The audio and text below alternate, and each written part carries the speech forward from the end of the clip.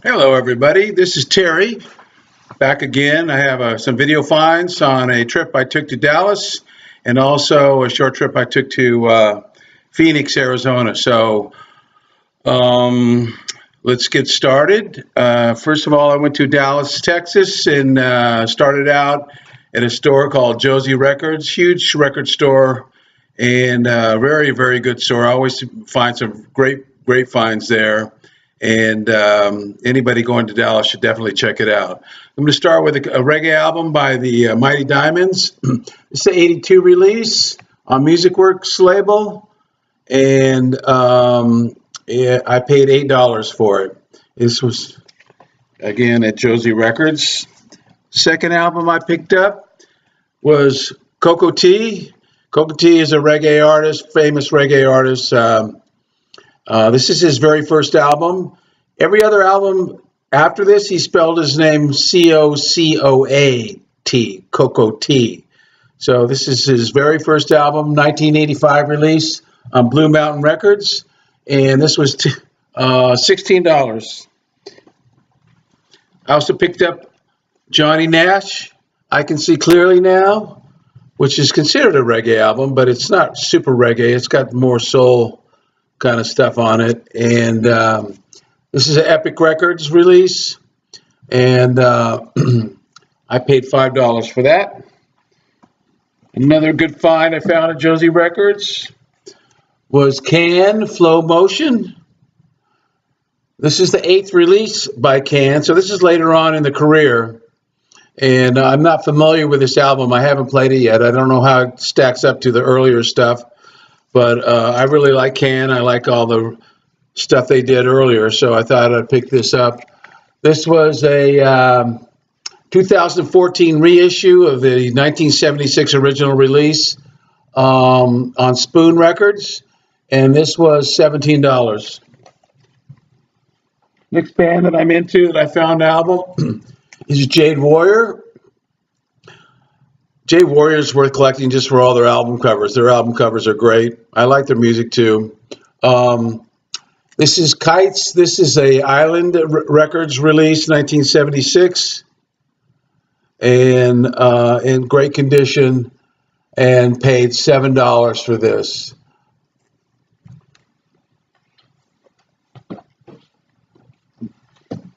Another album I picked up at Josie was Almond Duel. Carnival in Babylon, 1972 release on United Artists, and this was $20.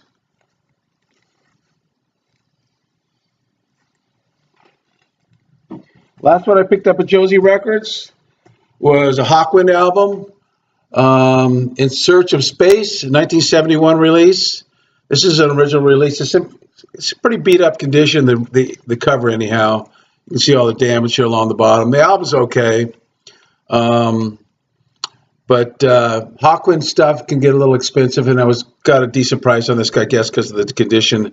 It was $15. The next store I went to was a place called Forever Young. I'd been to Josie Records before, but Forever Young has been in Dallas for quite a while. It's a huge record store.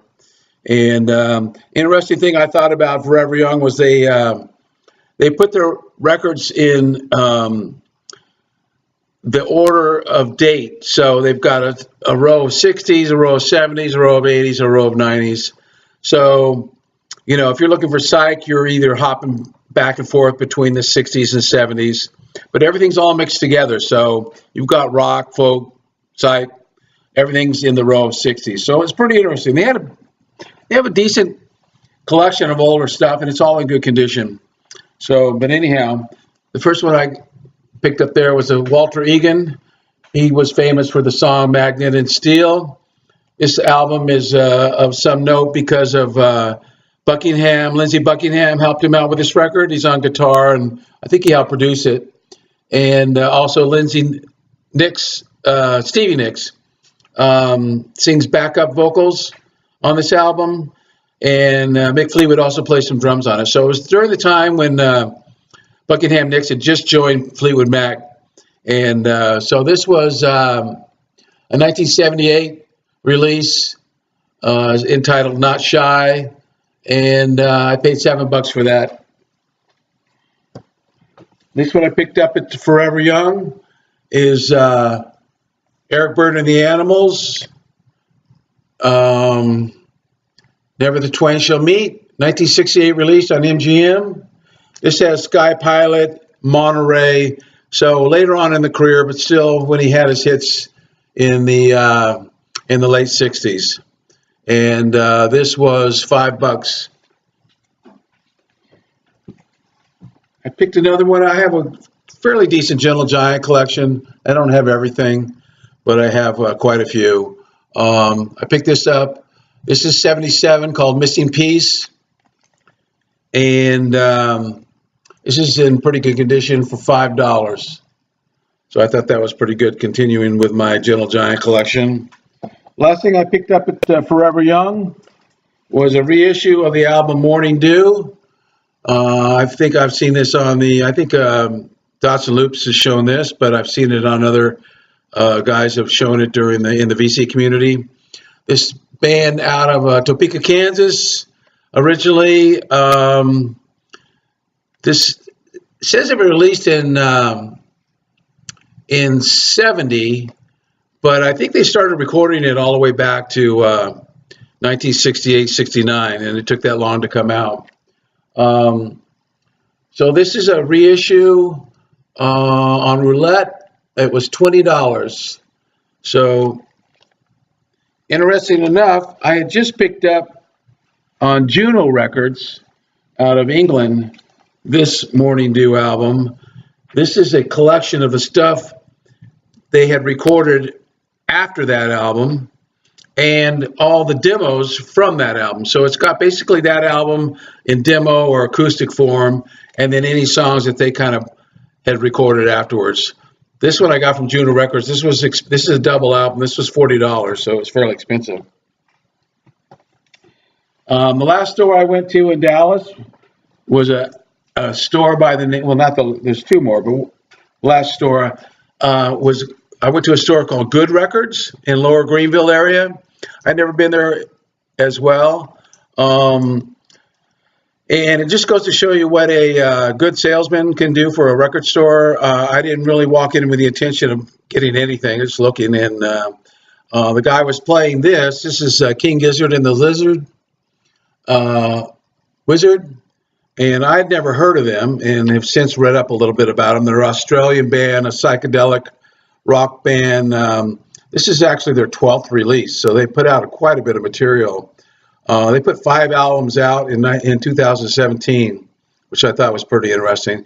It was really interesting walking around the store. I was listening to it, and I walked up and said, "Hey, what is this?" And he explained it and played a little bit more. And so he walked around and showed me a few more records, and I ended up buying a couple more from that store. This is one that he picked out. It was called Dragonfly. Now, I had never heard of them. Dragonfly is from Colorado. I guess they're a 60s psychedelic band. They're kind of more hard rock than psychedelic, I'd say. They remind me of Iron Butterfly. And this is a 68. Originally, it was released. This is a 2012 German import. It was $30. The next one he showed me was pretty interesting. He put this on and played a little bit. Dungeon. Now, I understand they're a fairly well-known psychedelic band. This is a 2004 release on Subliminal Records. They're a Swedish band, and they actually sing in Swedish, which was kind of interesting. And I ended up liking it. It was different. I haven't heard the whole thing yet, so I've yet to give a complete understanding of the whole record. But this was $23. And the last one I got at Good Records was a group that he turned me on to. Was a group called Tread Grass Stenar, which means trees, grass, and stone. Another Swedish band. This is titled Moors Moors. This is 2-album live recording, and really good spacey stuff. So I enjoyed it. He played a little bit of this in the store for me. His name was Jacob, by the way. If anybody goes in Good Records down in Dallas and Lower Greenville area, tell them the Rock and Roll Derelict said hi. So take care. Anyway, this was a double record. It was $28. So on Anthology Recordings. The last record I picked up in Dallas was this record by the Soundtracks of Our Lives. This is at a place called Off the Record. And anybody that's been to Dallas knows that Deep Ellum is an area you go to where there's a lot of bars and clubs, restaurants. Really cool happening place. Well, Off the Record is a bar that has a rack of records in it. And it's in a really eclectic mix. But the records, I didn't find anything. I found this. I found something else one other time I was there.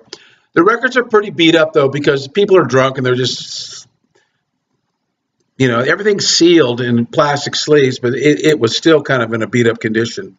But I really like the Soundtracks of Our Lives, Swedish rock band. They're no longer together. This is a 2009 release on Yep Rock Records, double album. Soundtrack of Your Lives. I highly recommend anything that you find to listen to by them. They're really, really a good band. And this was $25. So then I traveled over to Phoenix, Arizona. There's a record store I'm originally from Southern California, so I fly into Phoenix to go and visit my mom still lives in Southern California. So I flew into Phoenix and I go to my favorite record store there, one of them anyhow, and it's called Stinkweeds. And it's a small little record store. They specialize mostly in new indie rock stuff. But I always find something there, and they usually have a listening station there that I like to listen to the stuff they pull out. Anyhow, I'm a big Tosca fan. I found Tosca Out of Here. I have the CD, but I don't have this on vinyl. And this is a double LP, and it was $24, which I thought was pretty reasonable. And it also comes with a CD of the record. And also in Stinkweeds, I found Tosca Shopska, which is the remixes of that previous album. So all the songs are remixed by different artists and stuff.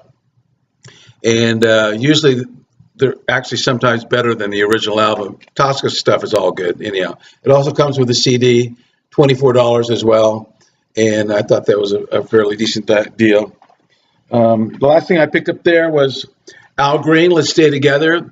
This is an original release on High Records. It's a London subsidiary. I paid $15 for this. Brand new is $15, but it's a reissue.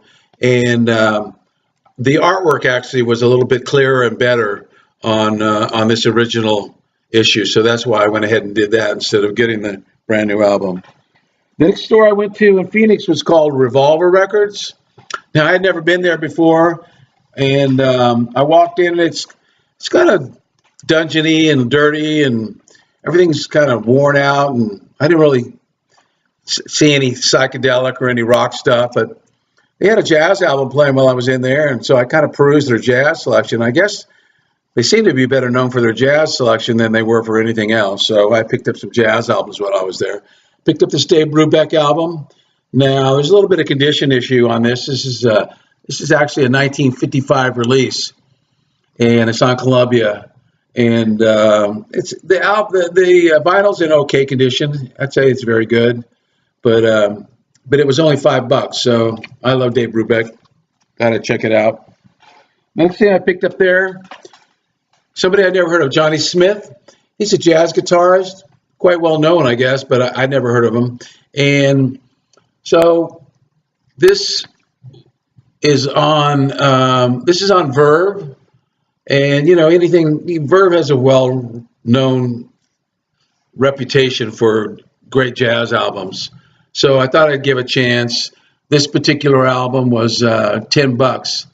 So and it's in pretty good shape. And I listened to it, and it's typical jazz guitar. It's kind of George Benson-y, I guess, would be maybe who he listened to. You know, this is pretty early. This is a 67 release. So, but Johnny Smith was quite famous in the day. The next thing I picked up, I'd heard before. I'm familiar with this album, Mose Allison Live, at the Lighthouse in Hermosa Beach. This has a great version of Parchment Farm, Seventh Son, Baby Please Don't Go, Mose Allison singing, playing guitar, piano, and this is a 66 release on Atlantic, and this was $7. The last thing I purchased at Revolver Records was Horace Silver, Pursuit of the 27th Man. 27th Man, yeah. And so I just recently picked up a Song for My Father, Horace Silver album, which is quite famous, excellent jazz album. And so I saw this, and this is a Blue Note reissue. It was $10, and it's a 73 release. I don't know what year this reissue was, but I haven't heard it yet, so I don't know how good it is. But I really like the Song from My Father album, the whole thing, so it should be pretty good. Then I moved on to the last store I went to was a store by the name of Ingroove Records. I'd never been there as well. Ingroove Records is one of these places where everything is clean, everything is in a outer sleeve. He cleans everything with a vacuum cleaner and the whole deal, and his price is reflected. But everything's, quality records. It's a little more expensive, but you get what you pay for. So anyhow, I started with this Gil Scott-Heron Secrets album. And this actually wasn't too expensive. This was only $6, 78 release, and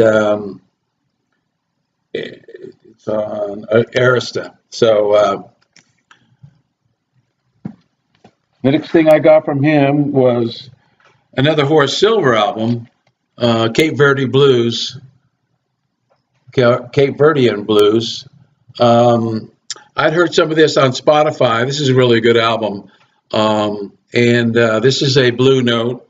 I'm sure it's a 2010 reissue, and it was $20. And the last thing I got was Caravan, Waterloo Lily. This is a 72 release. This is the fourth release right after In the Land of Gray and Pink. And I love Caravan, and so I was happy to find it. It was $25, and that's a fair price considering what it's been selling on Discogs and eBay. So I went ahead and picked it up. So that's my finds for my trip traveling around. And I just want to say thanks to everybody that is out there watching and putting out videos themselves. And everybody have a great day. We'll talk to you soon. Take care.